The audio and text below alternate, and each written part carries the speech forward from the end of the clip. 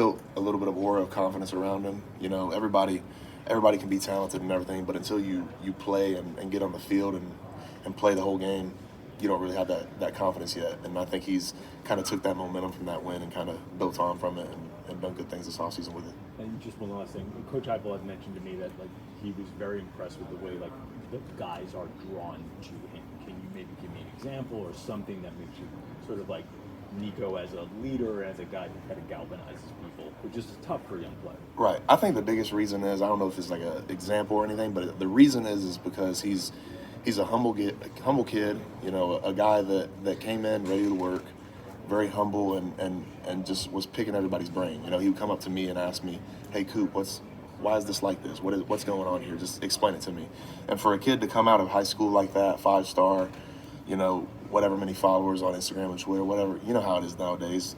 People probably aren't that humble and taking stride for stride with life. And that's a kid that came in ready to go and ready to work.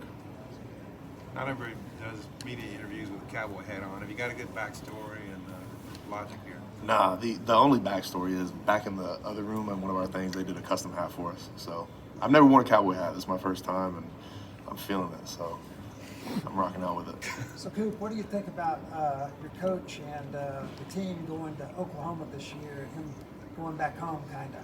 Really excited. I mean, I've never personally gotten to be in Oklahoma Stadium or playing it, obviously, that being said, but super excited for the opportunity. I think, you know, them being added into the SEC is a really good move and will only make us stronger, so I'm excited about it. And how do you think Texas and Oklahoma are going to fit into the SEC? Oh man, I think they'll do fine, do well, and you know they've been the best of their conference for a while now, I think, and you know the SEC is just another conference that gets you ready for the pros, and it's a grind every week, so I'm sure they'll fit right in. Cooper, you guys have a ton of personality on this offensive line, especially returning as well. Just sort of how does Lance fit into that, and what were your first impressions of him when he came in? Oh, he fits in really well. I mean, the first thing that you see with him, he's a huge dude, you know, a young kid, but a huge guy, you know, and you know, a strong, powerful guy that's got all the tools, but still young, you know, and full of life, ready to learn, and that's been the best thing to see out of him, is him trying to transfer in and learn everything and try to fit in with the guys, which he's done a really good job of. Cooper, going off that, the offensive line is really experienced. You guys have a lot of guys coming in that are played a lot of downs. What is the energy like in that room, and what are your expectations for 2024? I think everybody's just ready to get to work and ready to go into camp and do what we've been trying to do for the last few months. And you know, it helps when you got a bunch of guys around you that are like-minded and you know, kind of on your wavelength a little bit. And I think that's what we are, is a group that's kind of gelling together and being a one. Cooper, what are some of the differences between Nico and Joe Milton?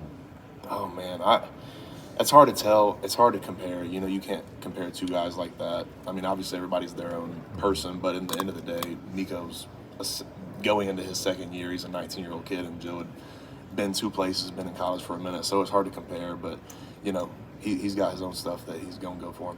Cooper, the last time Tennessee had an All-American offensive lineman was in 2020 with Trey Smith, and you know, you may be on some of those lists this year. What are you thinking about that? Just a really big blessing, and you know, honored to have my name mentioned in it. You know, it's those preseason lists, so I don't know how much they mean to anybody, but you know, just having your name in the conversation like that is a huge blessing and something I'm really proud of.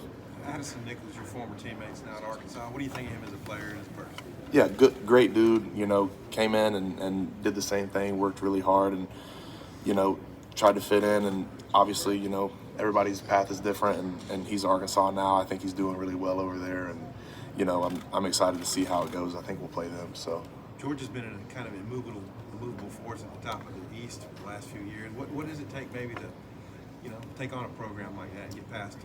Oh man, it takes doing everything right on that given day. You know, I think teams like that are that have been good for so long, they keep stacking up their great players that they've already got, and you know, it's just it's hard in the SEC. Everybody's super talented. Everybody's got 4 and 5 stars everywhere across the field, and you just got to be better on that night. And it takes a lot of preparation, a lot of doing stuff right.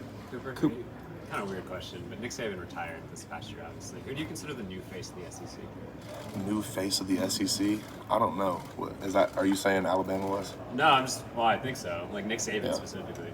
I don't know. There's great teams all over the SEC that you can't really get away from good teams in the SEC. I don't know who the face is, but hopefully it'll be us.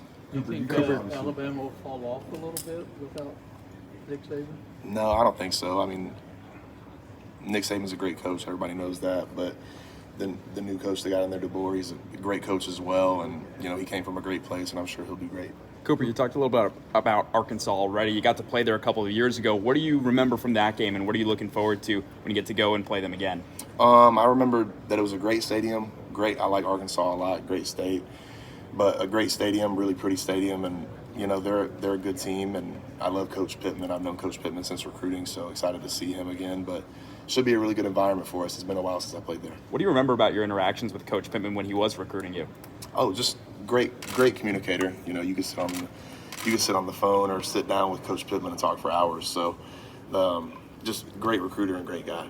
Cooper, you guys obviously play with a ton of pace at Tennessee. You as a center, did you have to condense your amount of thought processes, or how do you go about playing quickly as the leader of that unit? Biggest thing for me is kind of growing up and realizing bad stuff happens and you can't dwell on it. You got to move on. I think the biggest thing with our offense is that you got to let stuff go and just move on to the next play sometimes. And that's that was hard for me to learn. But, at the end of the day, it's about being efficient and not fast. That's kind of what we preach. Is everybody thinks we're just kind of just in chaos, just running everywhere. But it's really just more efficiency and know where to be. Cooper, you talk about growing up. How does this summer later in your career sort of relate to previous summers earlier in your career? What's different about these days? Just trying to just stay focused. I've been here for so long, it seems like, and you just kind of get stuck in just kind of getting in like a little hamster wheel. But just trying to make the most out of every day and doing the right stuff. And I've kind of got different roles going on the team now that I'm older. I'm trying to be more of a leader and everything. I'm, just trying to grow in all facets. Is there room for 2 UTs in the SEC? Yeah, I mean, there's got to be, right? There's going to be 2 UTs. I guess there's got to be. Well, who's the real one? Oh, man.